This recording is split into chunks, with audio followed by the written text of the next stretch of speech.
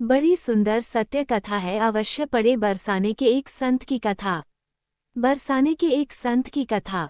एक संत बरसाना में रहते थे और हर रोज सुबह उठकर यमुना जी में स्नान करके राधा जी के दर्शन करने जाया करते थे। ये नियम हर रोज का था। जब तक राधा रानी के दर्शन नहीं कर लेते थे तब तक जल भी ग्रहण नहीं करते थे।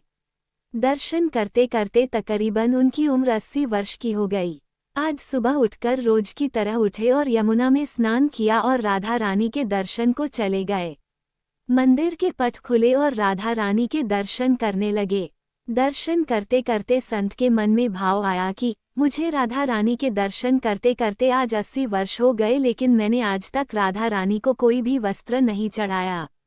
लोग राधा रानी के लिए कोई नारियल लाता है, कोई चुनरिया लाता है, कोई चूड़ी लाता है, कोई बिंदी लाता है, कोई साड़ी लाता है, कोई लहंगा चुनरिया लाता है, लेकिन मैंने तो आज तक कुछ भी नहीं चढ़ाया है। यह विचार संत जी के मन में आया कि जब सभी मेरी राधा रानी लिए कुछ ना कुछ लाते हैं तो मैं भी अपनी राधा रानी के लिए कुछ ना कुछ लेकर जरूर आऊंगा।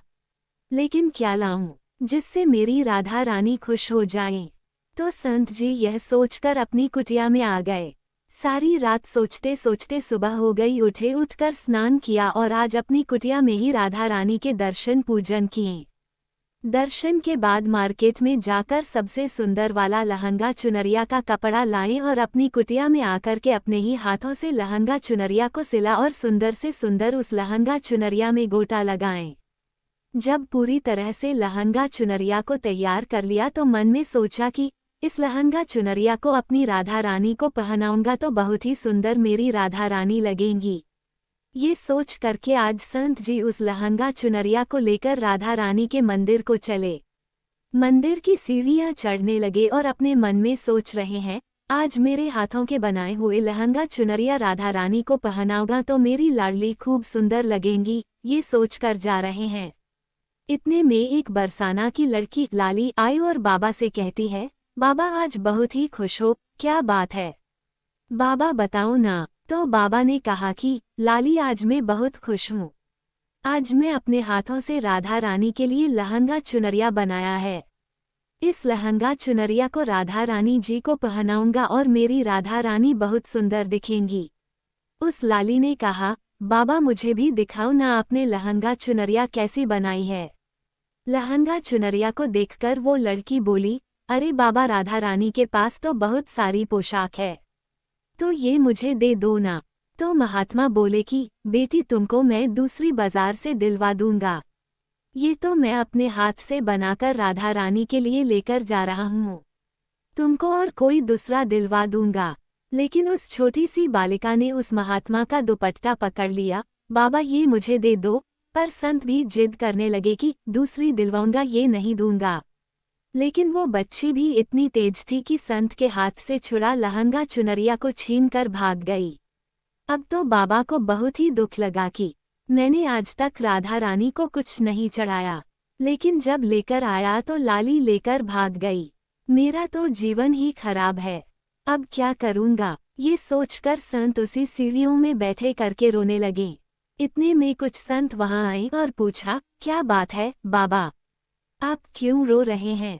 तो बाबा ने उन संतों को पूरी बात बताई। संतों ने बाबा को समझाया और कहा कि आप दुखी मत होकर दूसरी लहंगा चुनरिया बना के राधा रानी को पहना देना।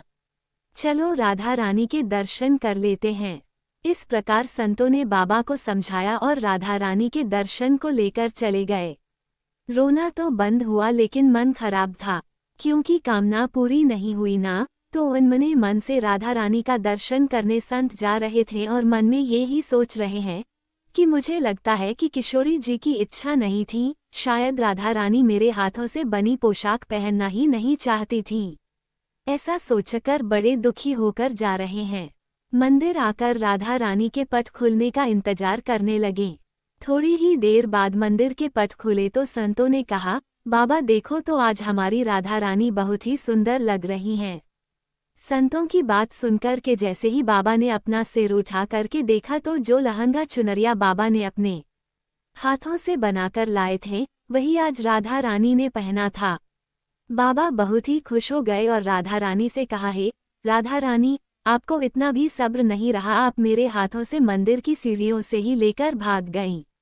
ऐसा क्यों? सर्वेश्वरी श्री राधा रानी ने कहा कि बाबा, आपके भाव को देखकर मुझसे रहा नहीं गया, और ये केवल पोशाक नहीं है, इसमें आपका प्रेम है। इसलिए तो मैं खुद ही आकर के आपसे लहंगा चुनरिया छीनकर भाग गई थी। इतना सुनकर के बाबा भाव विभोर हो गए और बाबा ने उसी समय किशोरी जी का धन्यवाद किया। विस्मयादिबोधक चिन्ह, विस्मयादिबोधक चिन्ह। जय श्री राधे राधे।